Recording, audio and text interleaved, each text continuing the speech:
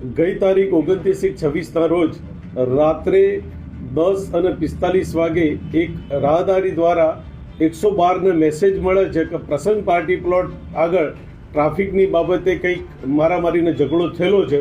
આ પ્રકારના મેસેજના આધારે 112ની ટીમ ત્યાં પહોંચે છે।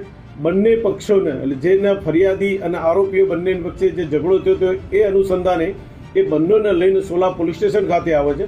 સોલા પોલીસ સ્ટેશન ખાતે આવતા આ કામના મરણ જનાર અલ્પેશભાઈ બાલકૃષ્ણભાઈ મહેતા ઉંમર વર્ષ 60 ચાંદોડિયા રહે છે। એમને ઇન્વેના પોલીસ કર્મચારીને લાગ્યું કે એમની તબિયત બરોબર નથી અને તબિયતમાં કંઈ ગડબડ લાગે છે તો તાત્કાલિક યાદી લખી અને સારવાર સર્વે એમને મોકલી આપે છે અને સારવાર દરમિયાન એમના ફરજ પરના ડૉક્ટરો મૃત જાહેર કરે છે અને એમના મોઢાના ભાગે છાતીના ભાગે ગંભીર પ્રકારના મૂઢ મારતા તેઓનું મરણ ગયેલું છે।